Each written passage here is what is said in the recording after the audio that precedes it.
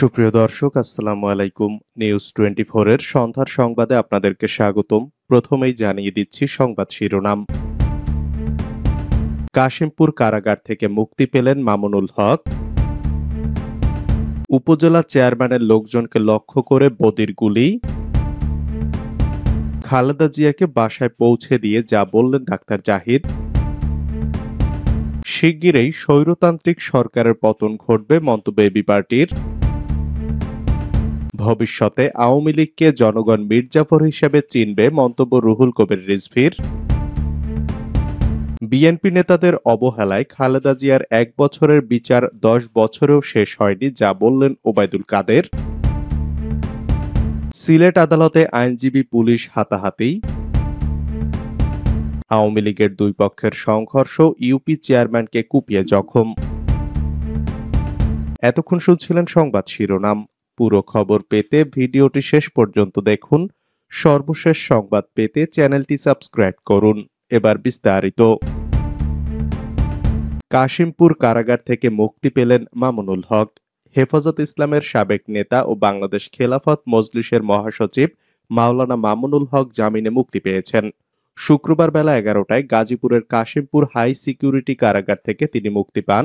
মামুনুল হকের ছেলে জিমামুল হক প্রথম আলোকে এ তথ্য নিশ্চিত করেছেন। তিনি বলেন, আব্বা মুক্তি পেয়েছেন। মামুনুল হককে ২০২১ সালের ১৮ এপ্রিল রাজধানীর মোহাম্মদপুর থেকে গ্রেপ্তার করে ঢাকা মহানগর পুলিশের তেজগাঁও বিভাগ। তার বিরুদ্ধে ঢাকায় এবং ঢাকার বাইরে মোট ৪১টি মামলা রয়েছে। সব মামলায় জামিন পাওয়ার পর কারামুক্ত হলেন তিনি। সর্বশেষ গত ২৮ এপ্রিল চট্টগ্রামের হাটহাজারী থানায় দায়ের করা একটি মামলায় মামুনুল হক জামিন পান। ২০২১ সালে বাংলাদেশের স্বাধীনতার সুবর্ণ জয়ন্তীতে ভারতের প্রধানমন্ত্রী নরেন্দ্র মোদীর বাংলাদেশ সফরের বিরোধিতা করে কওমি মাদ্রাসা কেন্দ্রিক কয়েকটি দল বিক্ষোভ কর্মসূচি দেয়। ওই সময় ঢাকায় বাইতুল মোকাররমের উত্তর গেটে বিক্ষোভ কর্মসূচি ঘিরে সহিংস ঘটনায় আলোচিত ছিলেন মামুনুল হক। ঢাকা ছাড়াও চট্টগ্রামের হাটহাজারী, ব্রাহ্মণবাড়িয়া ও নারায়ণগঞ্জে হেফাজত কর্মীদের সঙ্গে পুলিশের ব্যাপক সংঘর্ষ হয়। ওই ঘটনার পরপরই রাজধানীর পুরান ঢাকার একটি এলাকায় বঙ্গবন্ধু শেখ মুজিবুর রহমানের ভাস্কর্য স্থাপনের বিরোধিতা করে নতুন করে বিতর্কে জড়ান মামুনুল হক। তুমুল বিতর্কের মধ্যেই ২০২১ সালের ৩রা এপ্রিল নারায়ণগঞ্জের সোনারগাঁয়ের একটি রিসোর্টে তিনি এক নারী সঙ্গীকে নিয়ে বিব্রতকর পরিস্থিতিতে পড়েন। সঙ্গে থাকা নারী সঙ্গীকে নিজের স্ত্রী দাবি করেন। এরপর তার অনুসারীরা হামলা করে মামুনুলকে সেখান থেকে ছিনিয়ে নেয়। এ ঘটনার পর তাকে নজরদারিতে রাখা হয়। ১৫ দিন পর পুলিশ মোহাম্মদপুর থেকে তাকে গ্রেফতার করে। মামুনুল হক হেফাজত ইসলামের বিলুপ্ত কমিটির যুগ্ম মহাসচিব ছিলেন। খেলাফত মজলিস ও মামুনুল হকের পারিবারিক সূত্র জানিয়েছে, গ্রেপ্তারের আগ পর্যন্ত মামুনুল হকের বিরুদ্ধে ১১টি মামলা ছিল। সবগুলোতে তিনি জামিনে ছিলেন। ২০২১ সালে গ্রেপ্তার হওয়ার পর তার বিরুদ্ধে আরও ৩০টি মামলা হয়। উপজেলা চেয়ারম্যানের লোকজনকে লক্ষ্য করে বদির গুলি। কক্সবাজারের টেকনাফ উপজেলা চেয়ারম্যান নুরুল আলমের একটি সমাগম লক্ষ্য করে গুলিবর্ষণ করার অভিযোগ উঠেছে সাবেক সংসদ সদস্য আব্দুর রহমান বদির বিরুদ্ধে। বৃহস্পতিবার রাত ১০টার দিকে টেকনাফের হোয়াইকং পশ্চিম মহেশখালিয়াপাড়া এলাকায় এ ঘটনা ঘটে বলে বিষয়টি জানিয়েছেন নুরুল আলম। নুরুল আলম বলেন, যেহেতু আমি আবারও উপজেলা পরিষদ নির্বাচন করছি, সে লক্ষ্যে বৃহস্পতিবার বিকেলে হোয়াইকং ইউনিয়ন যুবলীগ ও ছাত্রলীগের উদ্যোগে আয়োজিত একটি আলোচনা সভায় উপস্থিত ছিলাম। একই দিন রাতে হোয়াইকং এর কম্বোনিয়াপাড়া, পশ্চিম মহেশখালিয়াপাড়ার মুরব্বী এবং মেম্বারদের সঙ্গে দেখা করি। পরে প্রায় ৬০ থেকে ৭০ জন লোকের মধ্যে দাঁড়িয়ে কথা বলছিলাম। সেখানে হঠাৎ সাবেক এমপি বদি এবং জাফর চেয়ারম্যান সহ ২০ থেকে ৩০ জন লোক আমাদের পাশে এসে সমাগম লক্ষ্য করে ২ রাউন্ড ফাঁকা গুলিবর্ষণ করে আতঙ্ক সৃষ্টি করেন। চেয়ারম্যান নুরুল আলমের দাবি, আব্দুর রহমান বদির নিজেই তার পিস্তল দিয়ে গুলি করেছেন। খালেদা জিয়াকে বাসায় পৌঁছে দিয়ে যা বললেন ডাক্তার জাহিদ। হাসপাতালে একদিন চিকিৎসা নেওয়ার পর বৃহস্পতিবার রাতে গুলশানের বাসায় ফিরেছেন বিএনপি চেয়ারপারসন খালেদা জিয়া।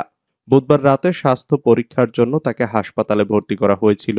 খালেদা জিয়া বাসায় পৌঁছানোর পর তার ব্যক্তিগত চিকিৎসক দলের সদস্য এবং বিএনপির vice chairman doctor A Z M Zahid Hossain সাংবাদিকদের বলেন, মেডিকেল বোর্ডের সদস্যরা আবারও খালেদা জিয়াকে বিদেশে নিয়ে উন্নত চিকিৎসার ব্যবস্থা করার পরামর্শ দিয়েছেন। ডাক্তার জাহিদ জানান, লিভার সিরোসিসের কারণে খালেদা জিয়ার রক্তনালীতে যে অস্ত্রোপচার করা হয়েছিল এটি সাময়িক চিকিৎসা। এর নির্দিষ্ট মেয়াদ রয়েছে। সেই মেয়াদ শেষ হয়ে যাচ্ছে, সে কারণে এখন জরুরি ভিত্তিতে বিদেশে নিয়ে লিভার প্রতিস্থাপন করার পরামর্শ দিয়েছেন চিকিৎসকরা। এর আগে প্রয়োজনীয় স্বাস্থ্য পরীক্ষা শেষে বৃহস্পতিবার রাত 9টার দিকে গুলশানের বাসভবন ফিরোজায় পৌঁছান খালেদা জিয়া। শিগগিরই স্বৈরতান্ত্রিক সরকারের পতন ঘটবে, মন্তব্য এবি পার্টির।